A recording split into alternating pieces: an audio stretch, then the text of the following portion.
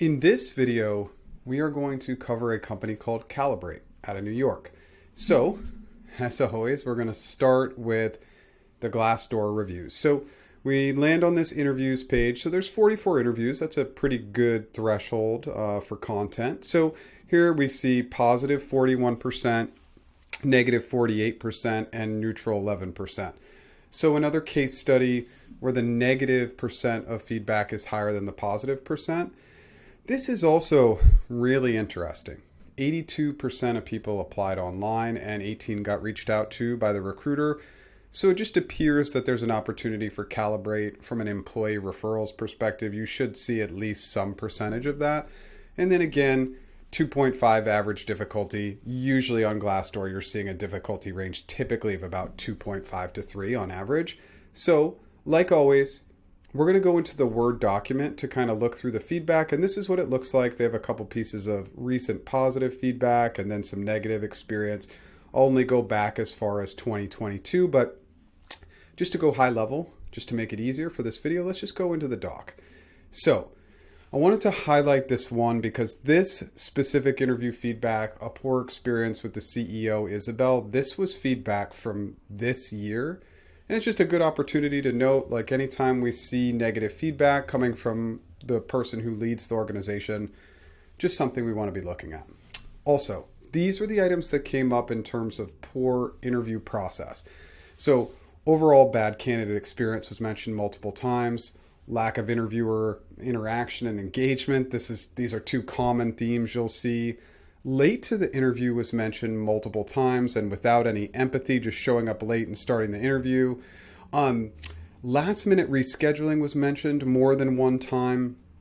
Interview relevance, meaning did the questions really align with the role? This was brought up a couple of times. Then just a little bit on long process and lack of clarity. Now with the recruiter process, ghosting seen multiple times, very common. Lack of clear communication, that's also very common.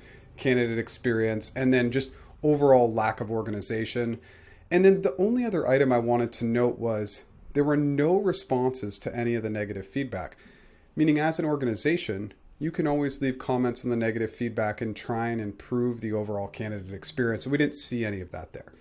So really brief here. Again, 44 interviews and they did have some positive feedback. So this was the high level data. Now let's go ahead and dive into the LinkedIn profiles. And there's just a couple things I want to highlight. So when we go to Isabel, this is her profile, and you'll notice that every single person has implemented this background photo. What does that mean? It means that somebody understands branding on LinkedIn, but we need to take it a step further.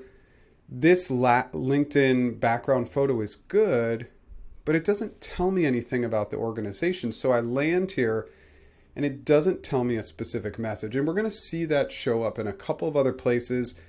I like this picture overall, but some text to let me know a little bit more about the organization I think would be really helpful from a branding perspective. And again, I have a bunch of LinkedIn profiles open here. You'll see with Dave, it's the same thing. And then I just wanted to highlight with these next two, with Jane. Jane does not have her picture. And again, if you're going to go with this branding strategy and make everybody do it, got to make sure Jane and Bridget have their pictures up there. So again, very minor item, but I think it's important from a branding perspective. Then I went in and these were some of the talent acquisition leaders. So I just go in and say, okay, is there consistency here? All of these people are in leadership roles and absolutely there's some consistency here. Their posting and activity was a little bit limited, and we're going to go into this in the recruiters in a second. So even from talent management, I want to see job posting activity, and I want that to be really consistent, especially pushing out what their team should be pushing out. So let's do that. So what I do when I look at recruiters is I look at their overall profile. Now, I like that Kathy has hiring here. I think that's always good for recruiters to put that if they want. So then I go into activity and I specifically go into, I'll look at all activity, but then I'll look at what they posted as well. So 1 month ago, Kathy posted that they were hiring, and you can see there's a little bit of repetitiveness there. But then the previous post was 11 months ago. So we had a 10-month gap in posting any open positions. That's just a really long time. Recruiters should be posting about once a month. But then I went into a few other recruiters' profiles, and you'll see with Allie, no recent posting activity. With Amber, she hasn't posted lately. And with Stephanie, I went into her activity because it looked like maybe there was something. Again, we'll go back all activity and then to posts. And then again, this is 11 months ago. So what that's telling me is there's a branding strategy a little bit in terms of how they want the brand. Everybody has really nice pictures on here except for a couple of the executives. But what is the plan in terms of posting positions? And again, at a minimum, recruiters should be posting once a month. So let's move on to the careers page and just looking at this company in general. So typically I just go right into the careers page, but look at this website. Okay, the metabolic approach to sustainable weight loss. I would want something in the LinkedIn background photo that says this, because now I know what their business is all about. And I'd want a brand in that LinkedIn background photo with their business and company name, Calibrate. Get it to my eyes right away so I have that connectivity. If you were to scroll through this site, this is a great website. The design is great. It's absolutely very clean.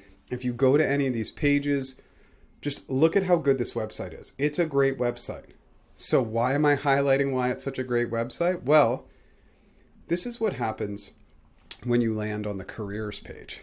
So it kind of feels like, wow, all this great branding and time and energy was spent on this great website. But then we get to the careers page and this is what it looks like. It doesn't look very clean. It's just about the mission. Again, like just seems to be an afterthought. Then they have all their positions posted. So let's take a look at this for a second.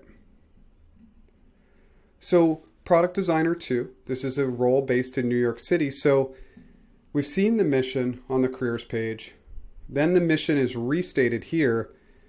Then there's another short mission here. I just find overall this job description is a little tough to read. There's not enough spacing. It needs to be a little bit larger font for the audience. Now we come down. Right here. Competitive salary with the opportunity for equity, early stage, high business growth. In New York City, it's a legal requirement to post the base salary range in 2023. So it's a missing data point now. Very, very easy for them to fix, but it is missing and a bit of an oversight, something that they'd want to go and correct. Then I just hit on another role, which is head of communications.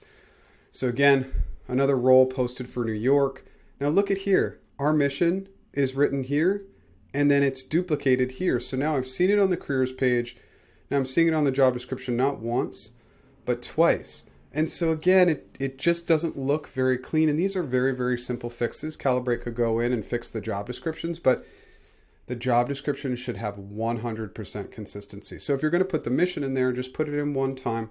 No need to double up. And then again, of course, I scrolled here, left this highlighted, competitive salary with the opportunity for equity, etc.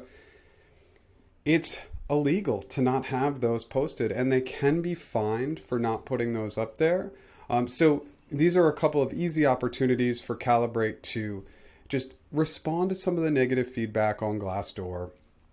I like the overall branding strategy, but tell me a little bit more about your business. Get the recruiters to post a little bit more on the open positions, and then fix some of this jobs board stuff. Those would be my recommendation. Hope you like this video.